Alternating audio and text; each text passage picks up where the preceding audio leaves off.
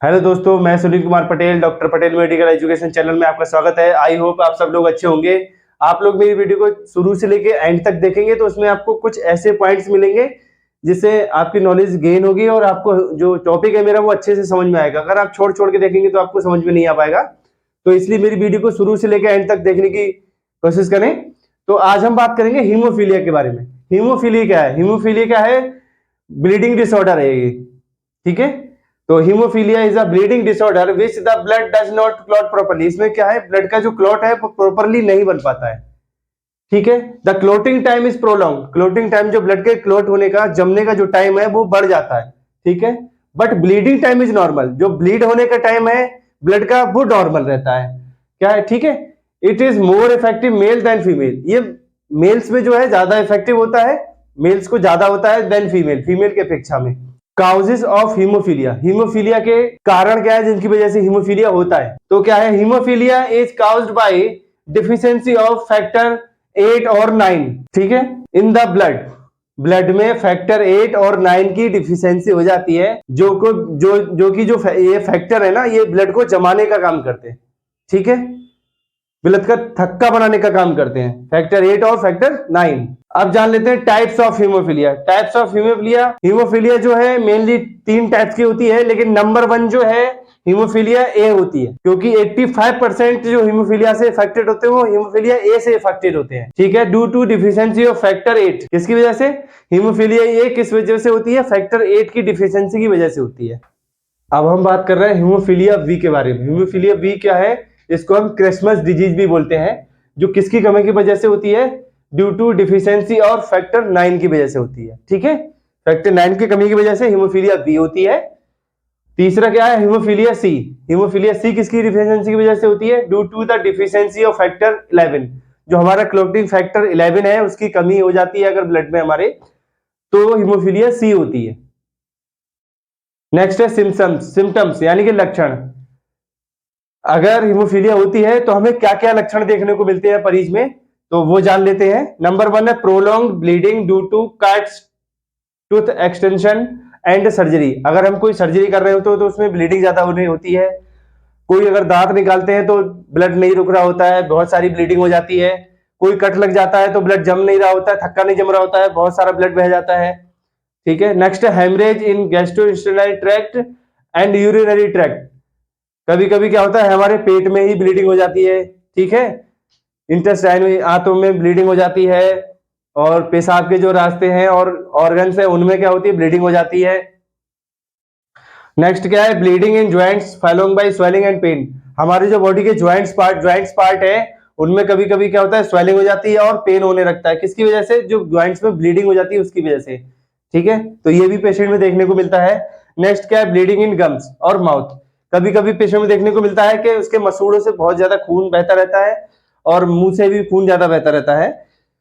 और नेक्स्ट क्या देखने को मिलता है, ब्लीडिंग इन स्टूल और यूरिन। कभी कभी क्या देखने को मिलता है, पेशाब के रास्ते से क्या होता है, ब्लड आने लगता है, और लेटरिन में भी हमारी जो स्टूल है उसमें भी हमें ब्लड देखने को मिलता है। नेक्स्ट क्या है, हैवी मेंस्ट्रुअल ब्लीडिंग। कभी कभी क्या होता है, मेंस्ट्रुएशन साइकिल में क्या होता है, जो महिलाओं को मेंस्ट्रुएशन साइकिल होती है उसमें बहुत ज्यादा ब्लीडिंग होती है महिलाओं को। डायग्नोसिस क्या क्या होती है हीमोफीलिया की? तो some test done to making diagnosis of haemophilia. Haemophilia की डायग्नोसिस बनाने के लिए कुछ टेस्ट किए जाते हैं जिनके बारे में बात करेंगे। नंबर 1 है कंप्लीट ब्लड काउंट, जिसे हम बोलते हैं सीबीसी, ठीक है। कंप्लीट ब्लड काउंट करते हैं तो इसमें हमें क्या देखने को मिलता है, red blood cell and haemoglobin can be low. इसमें रेड ब्लड सेल का काउंट और हीमोग्लोबिन क्या मिलता है, हमें लो मिलता है, ठीक है। Activated partial thromboplastin time, APTT test. इस टेस्ट में क्या पता चलता है, it measures the clotting ability of factor 8, 9, 10 and 11। ये क्या करता है, जो क्लॉटिंग फैक्टर 8, 9, 10 और 11 होते हैं इनके मापता है कि इनकी जो है ब्लड में मात्रा जो है कितनी है, कम है या ज्यादा है। ये पता करने के लिए हमें एपीटीटी टेस्ट करते हैं। प्रोथ्रोम्बिन टाइम टेस्ट जो होता है वो किस लिए किया जाता है, it measures the clotting ability of factor 1, 2, 5, 7 and 10। ये क्या करता है, फैक्टर 1, फैक्टर 2, फैक्टर 5, फैक्टर 7 और फैक्टर 10 की ब्लड में क्या एबिलिटी है, कम मात्रा में है या ज्यादा है, इसको पता करने के लिए प्रोथ्रोम्बिन टाइम टेस्ट को किया जाता है। नेक्स्ट क्या है, फाइब्रिनोजेन टेस्ट। फाइब्रिनोजेन टेस्ट क्या करता है, it measures the clotting ability of factor first. ये केवल फैक्टर फर्स्ट की एबिलिटी को ब्लड में पता करने के लिए किया जाता है। अब हम बात करते हैं ट्रीटमेंट। हीमोफीलिया का जो ट्रीटमेंट है वो क्या है, the best way to treat haemophilia is to replace to missing blood clotting factor so that the blood can be clot properly. सबसे बेस्ट तरीका क्या है, जो क्लॉटिंग फैक्टर्स की कमी हो गई है उन क्लॉटिंग फैक्टर्स को हम क्या करते हैं, रिप्लेस कर दें बॉडी में, मतलब बॉडी को दे दें, बॉडी में रिप्लेस कर दें, ठीक है। तब क्या होता है, the blood can clot properly, blood का क्लॉट जो है प्रॉपरली बनने लगता है। This is done by injecting treatment procedure into A persons when.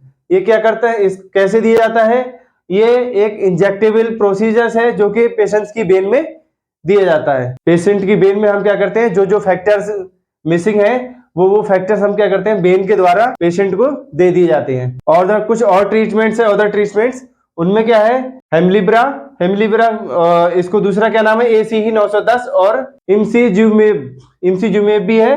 तो हेमलिब्रा क्या करती है, Hemlibra work by replacing the function of factor 8। जो हेमलिब्रा जो ट्रीटमेंट है, जो मेडिकेशन है, वो क्या करती है, फैक्टर 8 के को क्या करती है, रिप्लेस कर देती है।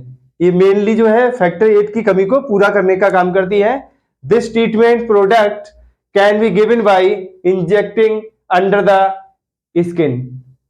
इसमें क्या करते हैं, जो हिमलिब्रा मेडिकेशन है, इंजेक्शन है, वो हम क्या करते हैं, स्किन के नीचे क्या करते हैं, लगा देते हैं, ठीक है।